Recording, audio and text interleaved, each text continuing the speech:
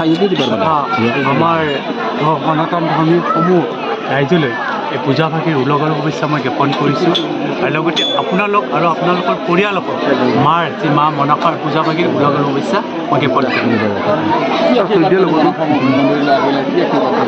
আশীৰ্বাদ এইটোৱে ল'লোঁ যে আমি বিচাৰিছোঁ, আমি অসমবাসীয়ে বিচাৰিছে, ভাৰতবাসীয়ে বিচাৰিছে দ্বিতীয়বাৰলৈ আমাৰ ভাৰতৰ প্ৰধানমন্ত্ৰী হিচাপে নৰেন্দ্ৰ মোদীজীক বিচাৰিছে আৰু আমিও বিচাৰিছোঁ।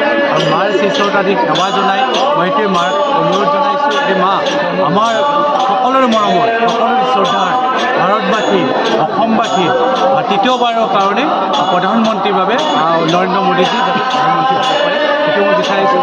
আৰু লগতে বিচাৰিছোঁ আমাৰ অসমৰ মুখ্যমন্ত্ৰী মহোদয়ৰ হাত যাতে শক্তিশালী হ'ব পাৰে, কাৰণ অসমৰ মুখ্যমন্ত্ৰী মহোদয়ে বিচাৰে যে অসমখন ভাৰতবৰ্ষৰ 5খন ৰাজ্যৰ ভিতৰত এখন অন্যতম ৰাজ্য হিচাপে প্ৰতিষ্ঠা কৰা।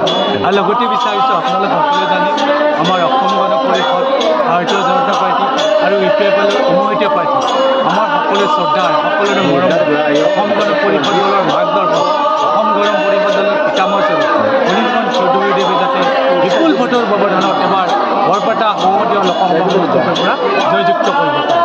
আপুনি যিহেতু অগপ তত্ত্বাৱধায়কৰ দায়িত্ব লাভ কৰিছে কি ক'ব এই সমষ্টিটোৰ ভোট বিন্যাস কেনেকুৱা হ'ব? আমি ভাবোঁ এই সমষ্টিটোৰ ভোট বিন্যাস চাব গ'লে নতুনকৈ যিটো পুনৰ যে টিহু সমষ্টিটো হৈছে নতুনকৈ হৈছে।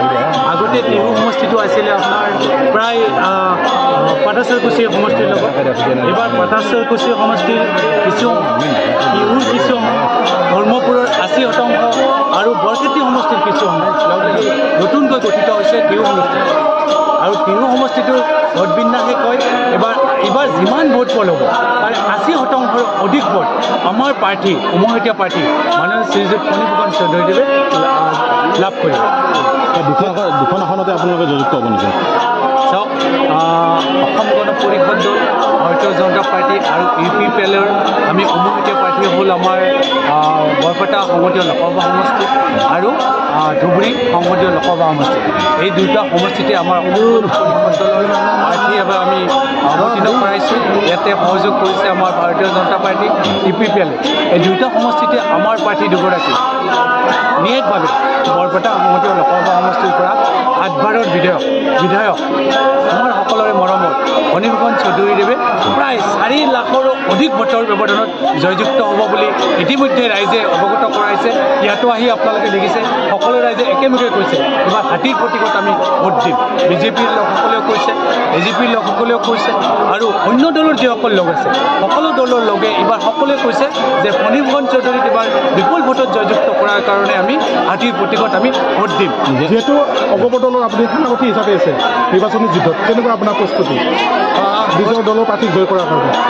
প্ৰস্তুতি আপোনালোকে দেখিছে, যিদিনাখনৰ পৰা 18 তাৰিখৰ পৰা 18 মাৰ্চে মোক দায়িত্ব অৰ্পণ কৰিছিলে আমাৰ দলৰ সন্মানীয় সভাপতি মাননীয় শ্ৰীযুত অতুল বৰাদেৱে, কাৰ্যকৰী সভাপতি মাননীয় শ্ৰী কেশৱ মহন্তদেৱে আৰু জ্যেষ্ঠ নেতাসকলে মোক যেতিয়া গধুৰ দায়িত্ব অৰ্পণ কৰিছে টিহু সমষ্টিৰ কাৰণে, টিহু সমষ্টিৰ চুকে কোণে মই ঘূৰিছোঁ। আপোনালোকে জানে বৰক্ষেত্ৰী সমষ্টি কিছু আমাৰ এইবাৰ নতুনকৈ টিহু সমষ্টি সোমাইছে, তালৈ আহিছোঁ।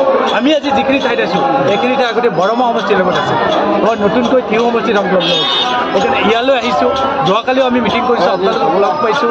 আৰু 5 তাৰিখে আহি থকা 5 জানুৱাৰী টিহু সমষ্টিত নতুনকৈ যিবিলাক সমষ্টিত অন্তৰ্ভুক্ত হৈছে সকলো ঠাইতে আমি আমাৰ কেণ্ডিডেট উমৈহতীয়া কেণ্ডিডেট মাননীয় শ্ৰীযুত ফণীভূষণ চৌধুৰীদেৱে সকলো ঠাইলৈ আহিব।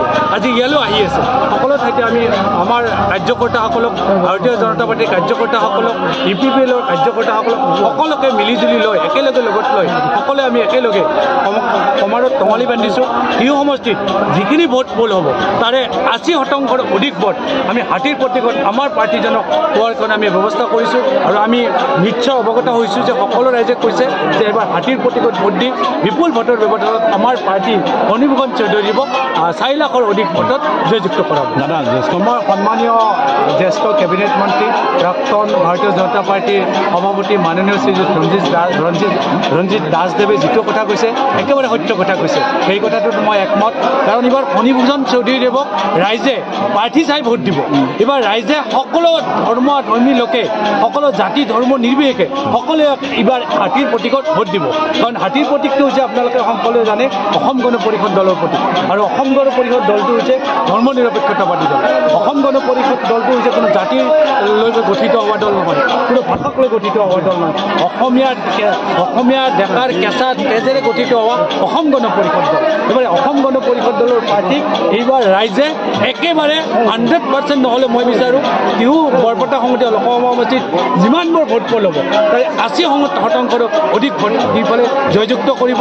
সেইকাৰণে আমি অনুধাৱন কৰিব পাৰিছোঁ 4 লাখৰো অধিক ভোটৰ ব্যৱধানত এইবাৰ আমাৰ প্ৰাৰ্থী ভনীভূষণ চৌধুৰীদেৱে জয়যুক্ত কৰিব। যুগত জৰা ফুকাবোৰ মানুহে বিশ্বাস নকৰে। হয়, কিছু কিছু আমাৰ অংশত ঠাইবোৰত কিছু এই জৰা ফুকা বিশ্বাস কৰিছিল, এইবাৰ কিন্তু সেই জৰা ফুকা নকৰে আৰু সকলোৱে জৰা ফুকাক বাদ দি আমাৰ প্ৰাৰ্থীক হাতীৰ ছবিত ভোট দি জাভেদ ইছলাম ডাঙৰীয়া বিপুল ভোটৰ ব্যৱধানত জয়যুক্ত কৰাব বুলি আমি বিশ্বাস কৰিছোঁ আৰু আমাৰ ৰাইজৰ প্ৰতি ধুবুৰীবাসী ৰাইজৰ প্ৰতি আমাৰ বিশ্বাস আছে, তেখেতসকলৰ প্ৰতি আস্থা আছে। আৰু আপোনালোক আজি এটা মই ডাঙৰ কথা ক'ব বিচাৰিছোঁ, এইবাৰ অসম গণ পৰিষদ দলৰ প্ৰতীকত হাতীৰ প্ৰতীকত ভোট দিয়াৰ কাৰণে বিভিন্ন সংখ্যালঘুৱেই হওক বা জাতি ধৰ্ম সকলোৱে উঠি পৰি লাগিছে, কমৰত টঙালি বান্ধিছে। সেইকাৰণে মই ক'ব খোজোঁ ভনীভূষণ চৌধুৰীদেৱেতো 4 লাখৰ অধিক ভোটত জয়যুক্ত কৰিবই আৰু লগতে ধুবুৰীৰ পৰাও জাভেদ ইছলাম ডাঙৰীয়াই বিপুল ভোটৰ ব্যৱধানত জয়যুক্ত কৰিব বুলি আমি আশা কৰিছোঁ আৰু মাৰ্চ হিচাপত আমি সেৱা জনাইছোঁ।